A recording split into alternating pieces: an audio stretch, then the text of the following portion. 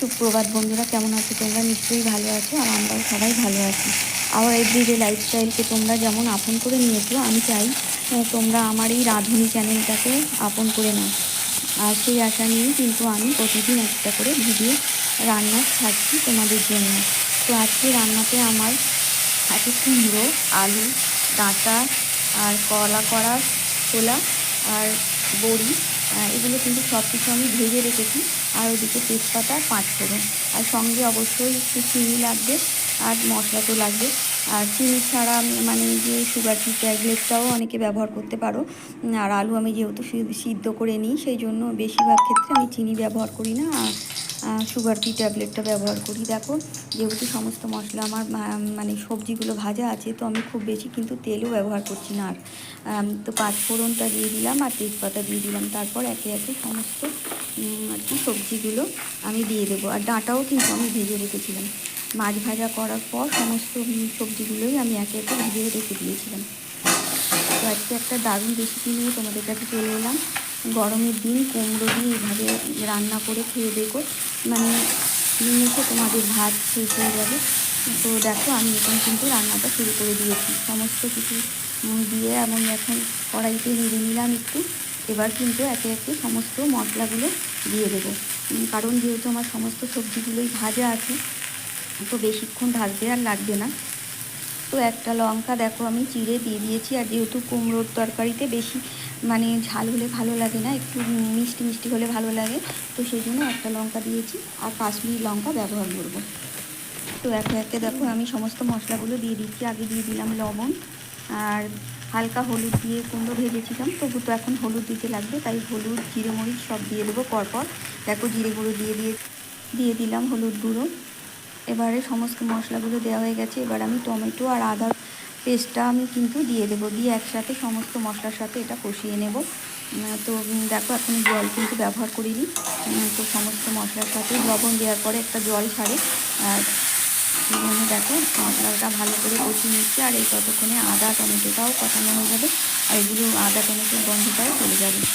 তো ভালো করে কষিয়ে নেওয়ার পর একটু জল দিলাম। তো ভালো করে কষিয়ে নিচ্ছি। আরও একটুখানি সামান্য জল দিয়ে ভালো করে মশলার সাথে সবজির সাথে আর কি এটা কষিয়ে নিলাম। তো গ্যাসের ফ্লেমটা একটু বাড়িয়ে দিলাম, দিয়ে দেখো আরও ভালো করে কষিয়ে নিচ্ছি। এবার কষিয়ে নেওয়ার পর আমি কিন্তু একটু পরিমাণ মতো জল দিয়ে ঢাকা দিয়ে দেবো। আর যেহেতু সবজি খুব বেশি জল লাগবে না, সবজি কিন্তু মানে ভাজতে ভাজতেই সিদ্ধ মতো হয়ে যায়। তো কিন্তু বড়ি আছে যেহেতু, একটু পরিমাণ মতো জল দিয়ে দেবো। তো দেখো, আর একটু কিন্তু জল দিয়ে দিলাম, হচ্ছে ওই টমেটো আদা পেস্ট করে রেখেছিলাম সেই বাটিটা ধুয়ে আর কি। তো একটু কাশ্মীরি লঙ্কা গুঁড়ো ব্যবহার করেছি, কালারটা একটু ভালো আসলে যে কোনো তরকারি মানে আগেই বেশি খেতে ইচ্ছা করে, সেই জন্য একটু কাশ্মীরি লঙ্কা গুঁড়ো দিয়ে দিলাম। তো সমস্ত মশলা দিয়ে কাশ্মীরি লঙ্কা গুঁড়ো দিয়ে একেবারে এবার একটু মানে নাড়াচাড়া দিয়ে কিন্তু ঢাকা দিয়ে দেবো। তো দেখো, এবার আমি কিন্তু একটু ভালো করে সমস্ত কিছু মশলার সাথে মিশিয়ে ঢাকা দিয়ে দিয়েছিলাম। তো আবার ঢাকা খুলে নিলাম। দেখো, সমস্ত সবজি আমার সিদ্ধ হয়ে গেছে। আর এবার কিন্তু আমি মাছগুলো দিয়ে দেবো, আর তরকারিটাও ফুটেও গেছে। তো দেখো, এবার মাছগুলো দিয়ে দিলাম। মাছগুলো দিয়ে দেওয়ার পর কিন্তু আমি একটু ভালো করে উল্টে দেবো একবার দিয়ে, আর কিন্তু একটু ভালো করে নাড়াচাড়া দিয়ে দেবো। দিয়ে এবার বড়িগুলোও দিয়ে দেবো। বড়ি সমস্ত কিছু দিয়ে তারপর কিন্তু আমি এবার একটু ঢাকা দেবো আবার। তো এবার দেখো, আমি বড়িগুলো দিয়ে দেবো।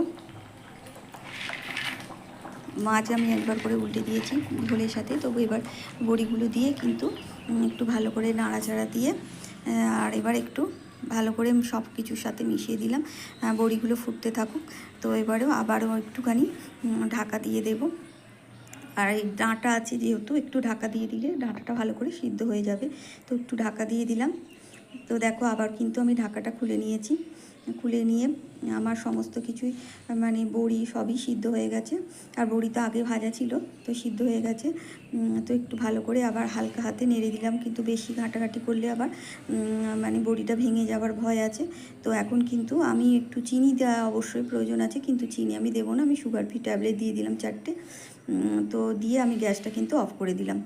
দিয়ে আবার হালকা হাতে আবারও একটু নাড়াচাড়া দেব, দিয়ে কিন্তু ঢাকা দিয়ে দেব। ঢাকা দিয়েছিলাম। তো দেখো ঢাকা দিয়ে একটু নাড়া দিয়ে দিয়েছি, নাড়াচাড়া দিয়েছি, তো আমার ঝোলটা একদম রেডি হয়ে গেছে। বড়ি দিয়ে ডাঁটা আলু কুমড়ো দিয়ে মাছের ঝোল। কেমন লাগলো রেসিপিটা অবশ্যই কমেন্টের মাধ্যমে জানাবে। আজকে ভিডিওটা ভালো লাগলে অবশ্যই সাবস্ক্রাইব করে লাইক কমেন্ট শেয়ার করে পাশে থেকো, আমিও তোমাদের পাশে থাকবো। তো আগামী দিন আরও একটা নতুন ভিডিও নিয়ে চলে আসবো, নতুন কোনো রেসিপি নিয়ে। অবশ্যই তোমাদের সাথে কালকে আবার দেখা করছি। টাটা।